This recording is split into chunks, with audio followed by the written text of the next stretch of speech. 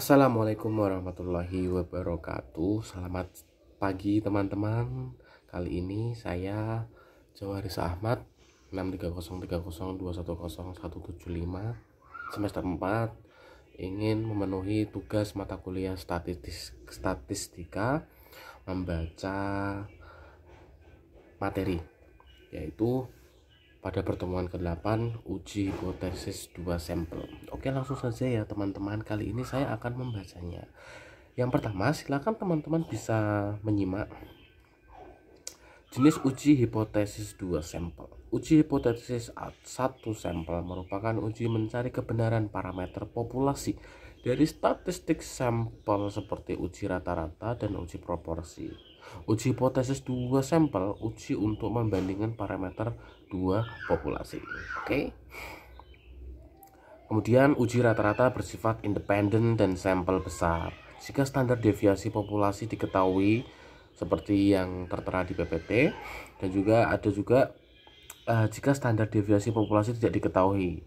Jadi ada yang diketahui dan ada yang tidak diketahui. Lembaga riset pemasaran ingin mengetahui waktu tunggu para nasabah Bank Syariah Mandiri dan Bank BNI Syariah melakukan transaksi. Sebanyak 75 dan 70 nasabah Bank Syariah Mandiri dan Bank BNI Syariah dipilih secara acak. Hasilnya menunjukkan rata-rata waktu tunggu di Bank Syariah Mandiri 5 menit dengan standar deviasi 0,30 menit, sedangkan di Bank BNI Syariah 5,30 menit dengan standar deviasi 0,45 menit. Dengan derajat keyakinan 1%, apakah kita bisa menyimpulkan bahwa waktu tunggu di BNI Syariah lebih lama dibandingkan Bank Mandiri Syariah? Oke. Maka di sini dijelaskan yang pertama, Mio 1 lebih kurang dari Mio 2. Kemudian hipotesis yang kedua, Mio 1 lebih besar daripada Mio yang kedua. Kemudian memilih tingkat signifikasi, yaitu alfa sebesar 1% atau sigma. Kemudian uji distribusi Z karena sampelnya besar, membuat keputusan nilai Z kritis uji satu sisi pada sigma 1% yaitu 2,33. Kemudian nilai Z dihitung 2,30 lebih kecil dari nilai Z kritis 2,33, sehingga kita gagal menolak hipotesis 0. Kesimpulannya bahwa sampel belum cukup memberi bukti bahwa waktu tunggu melakukan transaksi BNI Syariah lebih dibandingkan Bank Syariah Mandiri. Kemudian ada interval estimasi rata-rata dua populasi independen satu sampel besar.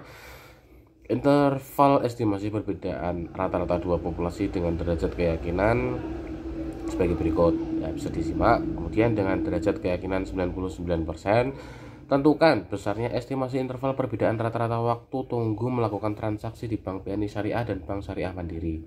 Kemudian seperti itu, dikurangi, dimasukkan rumusnya. Kemudian kita masuk ke uji rata-rata dua populasi independen dan sampel kecil. Bila kita mempunyai sampel kecil atau N itu lebih sedikit kurang dari 30, maka uji hipotesis statistika yang digunakan adalah uji T. Uji Z itu uji besar, uji T itu uji kecil.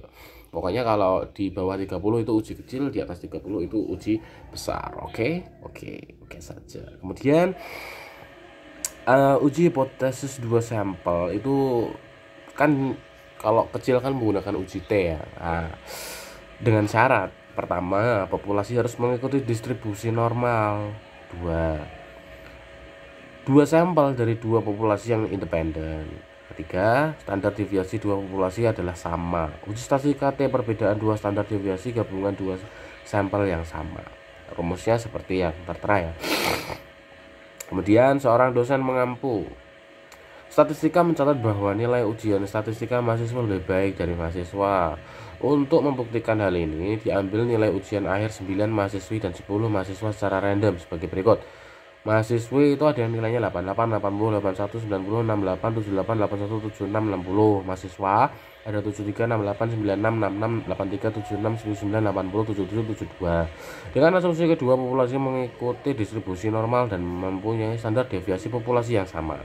Apakah bisa disimpulkan bahwa nilai ujian statistika mahasiswa lebih tinggi daripada mahasiswa dengan sigma atau keyakinan 1%? Maka cara menghitungnya sama seperti tadi. Ya, hipotesis yang pertama itu Mio 1 sama dengan Mio 2. Yang kedua, hipotesis yang kedua, Mio 1 lebih besar daripada Mio 2. Memilih tingkat signifikasi yaitu sigmanya 1%. Kemudian uji statistika T yang kecil karena sampelnya kecil, membuat keputusan nilai T kritis sigma 1%, dan uji satu sisi dengan deviasi sebesar 9 tambah 10 kurangi 2 sama dengan 17, kan seperti itu. Oke. Kemudian nilai T hitung 0,2444, lebih kecil dari nilai T kritis 2,567, sehingga gagal menolak hipotesis nol. Hal ini bisa disimpulkan sampel tidak memberi bukti bahwa nilai ujian statistika mahasiswi lebih tinggi dari ujian mahasiswa.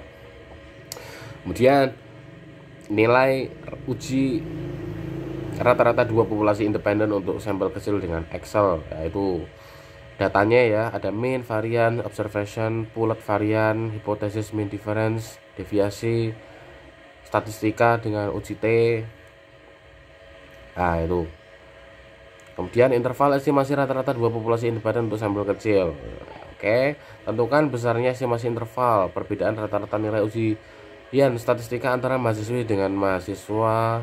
Derajat keyakinannya 99%. Nilai T kritis dengan derajat keyakinan 99% dengan deviasi 17 sama dengan 9 tambah 10 kurangi 2 adalah 17. Oke. Kemudian uji rata-rata dua populasi pada populasi bersifat dependent atau paired sample t-test. Itu ada rumusnya. T itu sama dengan seperti yang tertera pada rumusnya. Kemudian ada deviasi rata-rata perbedaan antara dua sampel, kemudian ada standar deviasi dari perbedaan dua sampel, kemudian ada N itu jumlah observasi dua sampel, dan D adalah perbedaan difference. Kemudian perusahaan di bidang elektronik ingin meningkatkan penghasilan para salesnya dengan melakukan training kepada para sales tersebut. Sampel 10 pekerja diambil secara random dengan tingkat sigma 5%. Apakah kita bisa menyimpulkan bahwa rata-rata penghasilan sales sesudah training lebih tinggi? Dengan data yang tertera, maka langkah yang pertama, hipotesisnya kita sertakan dulu. Yang pertama, Mio sama dengan 0, kemudian Mio lebih dari 0, kemudian memilih tingkat signifikansi yaitu sigmanya 5%. Kemudian uji statistika T karena sampelnya kecil, kemudian membuat keputusan nilai kritis sigma 5%. Uji satu sisi dengan deviasi sebesar 10 kurangi 1 sama 9 sama sebesar 1,833. Lanjut ya teman-teman, belum capek kan? Oke, kalau belum capek kita lanjut saja ya. Kemudian silakan di tabel yang ada pada materi itu disuruh sama uji statistika T juga bisa dilihat. Kemudian saya langsung membaca yang nilai T hitung 3,715 lebih besar dari nilai T kritis 1,833, sehingga kita menolak hipotesis nol. Dengan demikian kita bisa disimpulkan bahwa sampel cukup memberi bukti bahwa rata-rata penghasilan sesudah training itu lebih tinggi. Kemudian uji rata-rata dua populasi dependen untuk sampel kecil dengan Excel. Sebelumnya, apa sih perbedaan independen dan dependent? Kalau dependent itu bebas, kalau dependent itu bersyarat. Kalau misalnya uji dependent, maka apa yang akan kita observasi itu harus bersyarat, harus ada keterkaitan. Contoh kalau dependent, maka kita akan membandingkan, misalnya ada sebuah sampel, yaitu sampel mahasiswa kelas E dengan mahasiswa kelas A, itu kan bebas. Cuma kalau bersyarat itu berarti mahasiswa semester 2E dengan semester 4E, nah, itu bersyarat seperti itu, ada E-nya, ada syaratnya, tidak bebas. Kemudian interval estimasi sampel dependent, interval keyakinan untuk perbedaan rata-rata sampel dependent. Tentukan besarnya estimasi interval perbedaan rata-rata gaji karyawan bagian sales sebelum dan sesudah training dengan derajat keyakinan 95%. Nilai T kritis dengan derajat keyakinan 95% dengan deviasi sebesar 10 kurangi 1 sama dengan 9 adalah 2,262. Gimana caranya?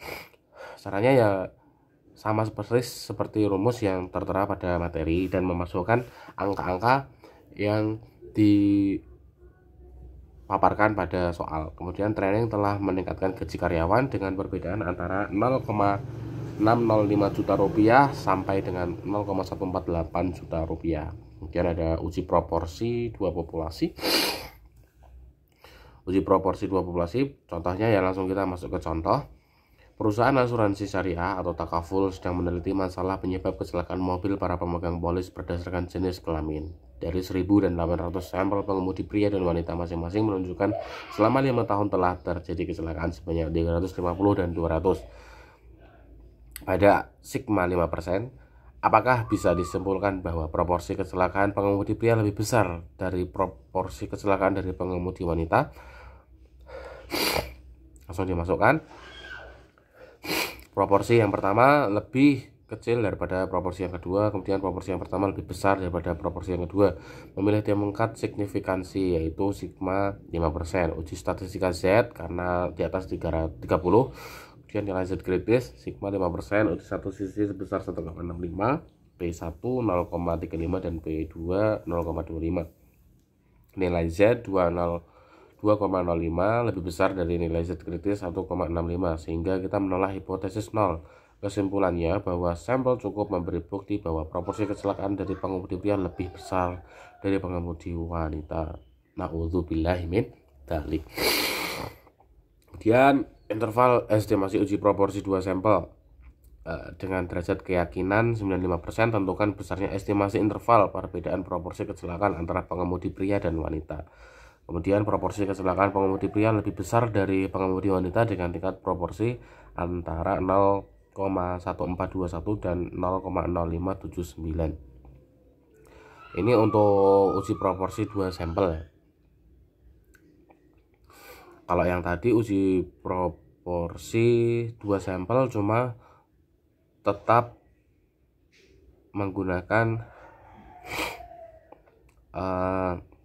contoh soal dari yang kecelakaan tadi. Demikian yang dapat saya jelaskan. Mohon maaf bila ada salah dan kurangnya, karena ya memang ini saya terus terang saja